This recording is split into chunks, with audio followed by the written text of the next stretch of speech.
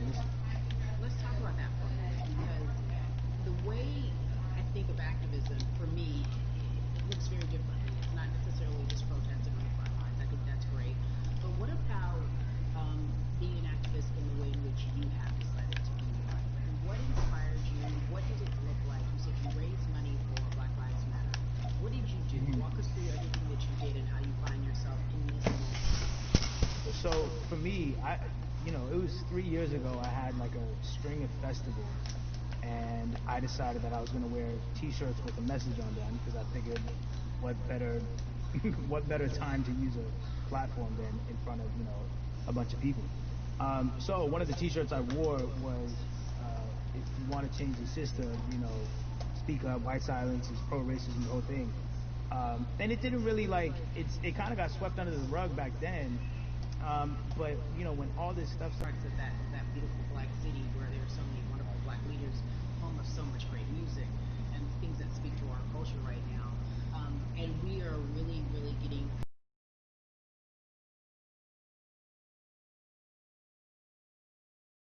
our voice to vote. Talk to me about you in this upcoming election. Yeah, so I was one of those people who was like, my vote doesn't matter, and I don't know, maybe it's because I was younger, maybe it's because I really thought that, or I don't know, but I just think that it's got to, now this is a bit of a privilege to say it's got to a breaking point for me, because obviously it's been past the breaking point for black people. But I think that as a whole, the young people need to get out and vote, because we're the ones that never show up. You know what I mean? We never show up to vote, but we're the future. So it's like, look, we got to go out there and vote, and then whatever happens, happens. But at least we did our part. You got to do your part. You're very candid in saying that you just decided to vote, and I think there's a beautiful irony in the fact that you have your fans saying, "Because of you, I'm voting," Right. and there's something beautiful about that.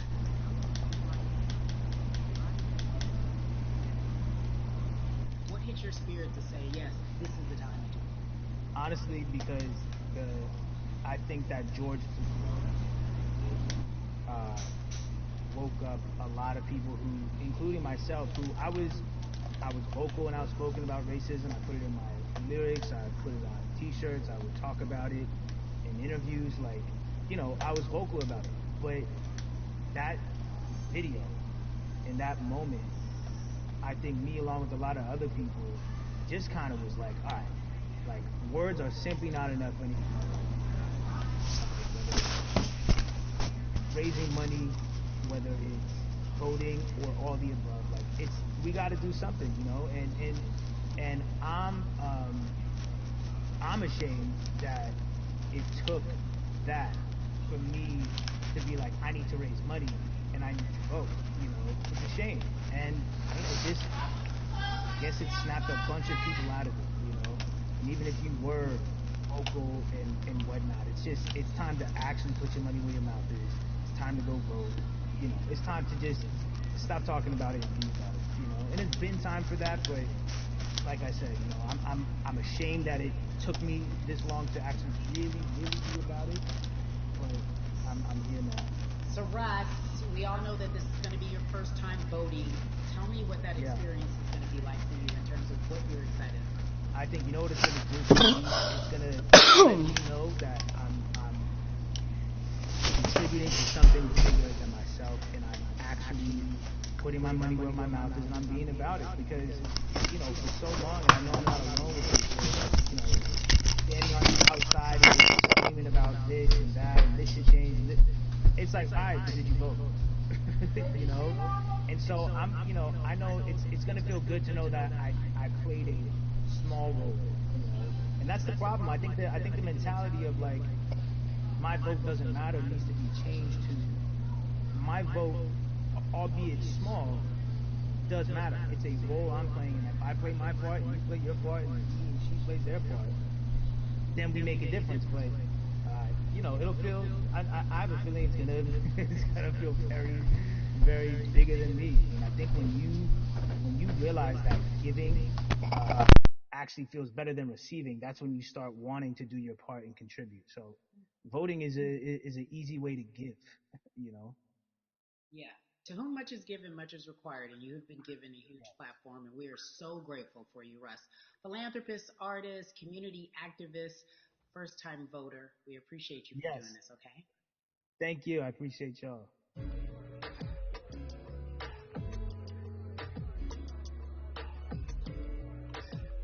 Yeah, la la. So, cities like Atlanta and Chicago have been at the forefront of the discussions, especially now in this country when we're talking about COVID 19 and systemic racism as well as police brutality and what we can do in this country. Again, we're continuing our conversation, letting you know that your voice is your vote and your vote is your voice. We can change where we are in this country. Currently, I'd like to welcome in Chicago Cubs right fielder Jason Hayward. I appreciate you.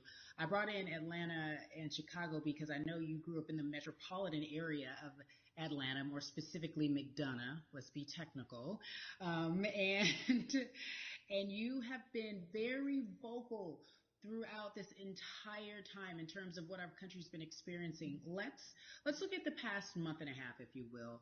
What has been the hardest thing for you to deal with? The hardest thing for me to deal with, Carrie, this last month has just been going from the virus shutting everything down to us being called to action.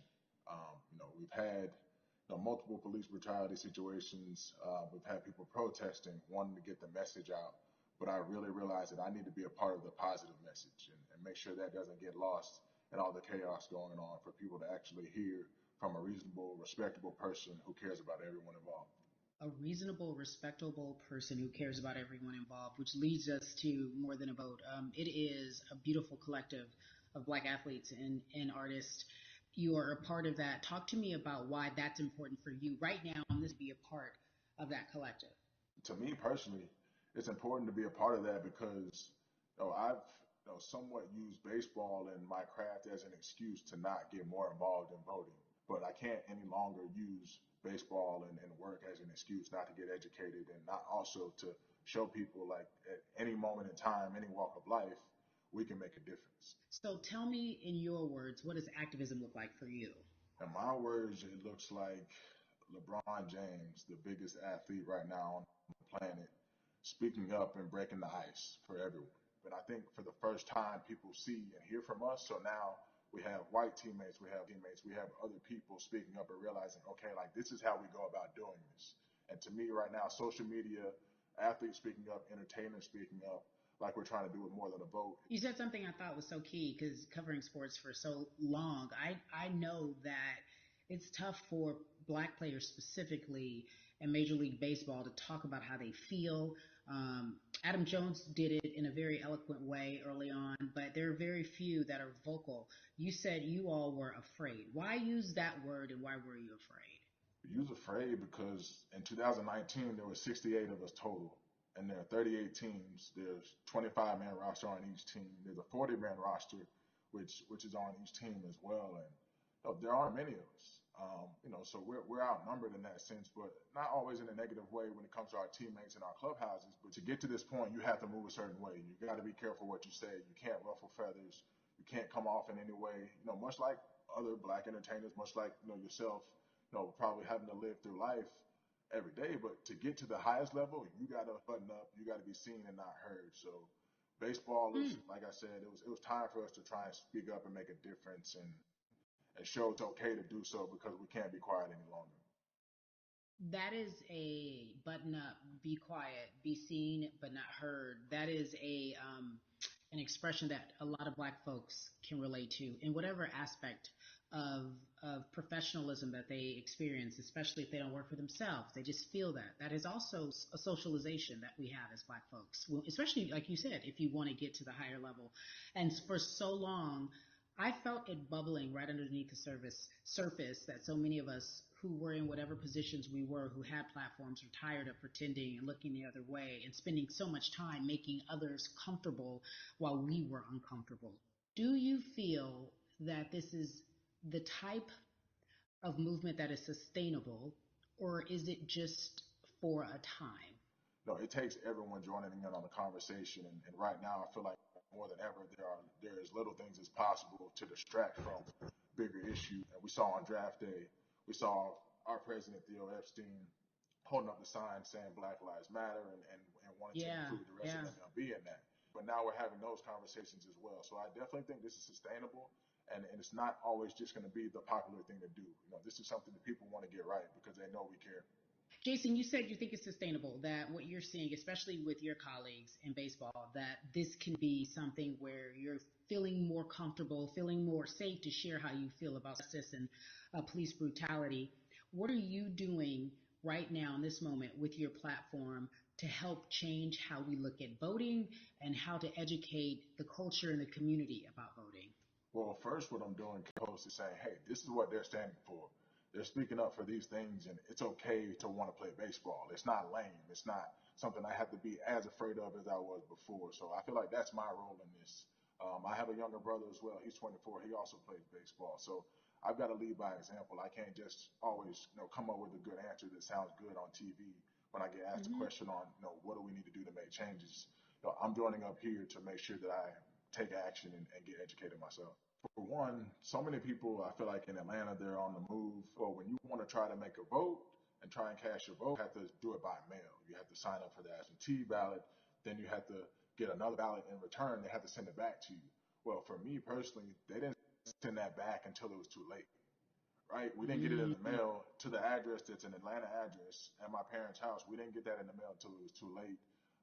And then from other friends and family that are still in Georgia right now, I just hear about them being held in lines too long and trying to get off work. And we know how it is for any family, but let alone a black family in the city or in the suburbs trying to take care of their family and trying to provide for them.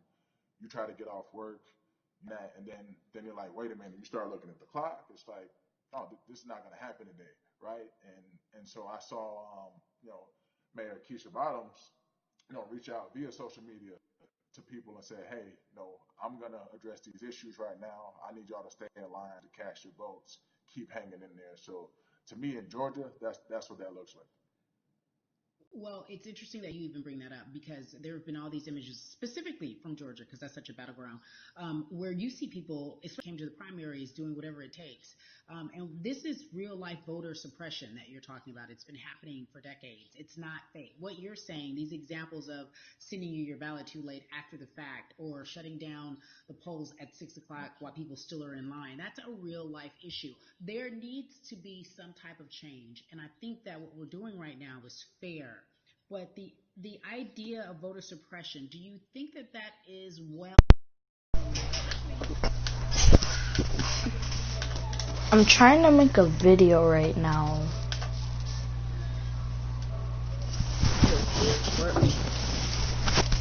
I'm trying to make a video right now, so I'm trying to make a video right now, so can you mute yourself? Hey, look, this is going to happen.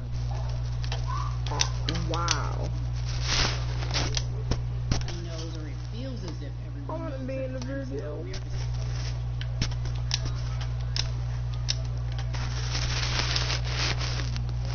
Hey.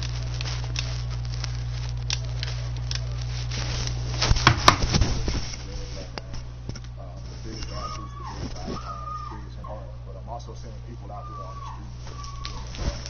But when younger things got lost, this thing got in commotion, when you saw protests, you saw rioting, you saw looting, people still stood their ground. And people still went out there and said, look, we're doing this for the right reasons. We're going to come together. We're going to use drones. We're going to use social medias. I feel like this is a new wave of getting things done the right way and just spreading the message. You're right about that, and you're right. People are spreading the word unapologetically. We out here. We doubling down. Thank you so much. I appreciate you. Right.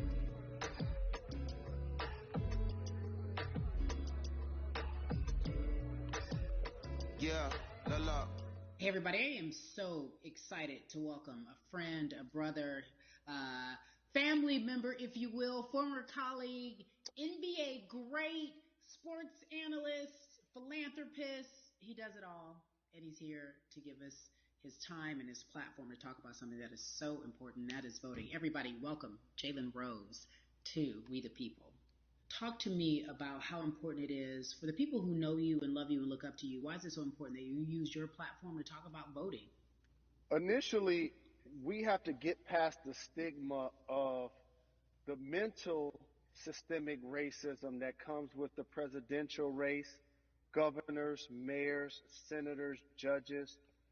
We've been conditioned to believe that our vote does not matter.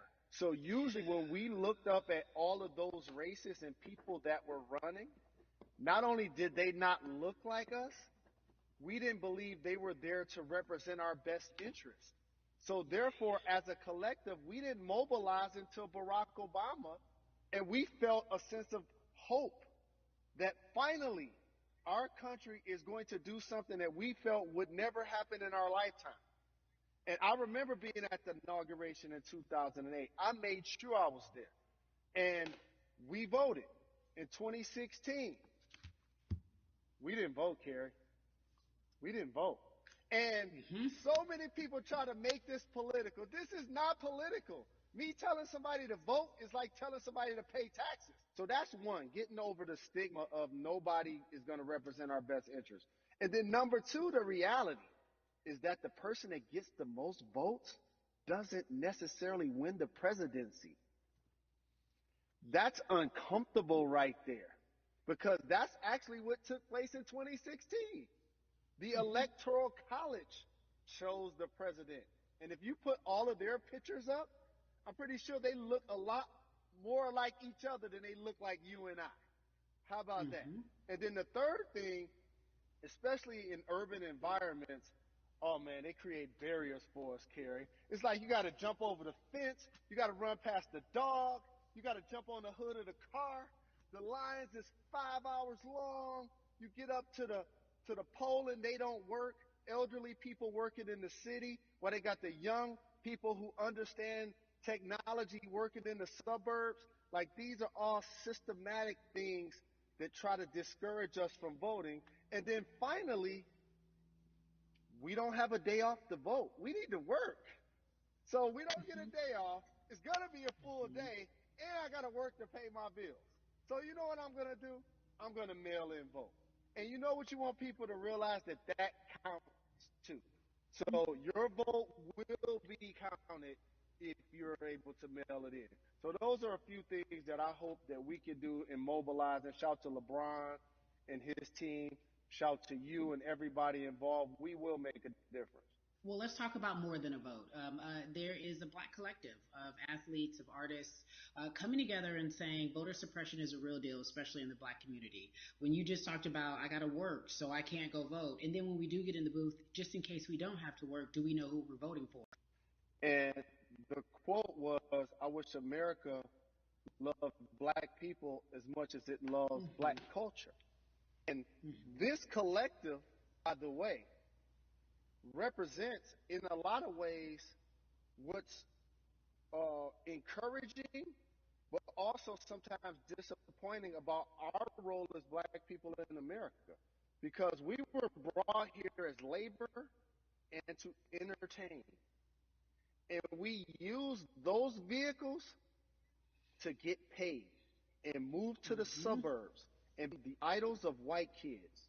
And so now that we have this collective, I would say sports and entertainment represent the most powerful group of black men in the United States. I'm talking about money, power, celebrity, the ability to mobilize, community involvement, their leadership, their intellect.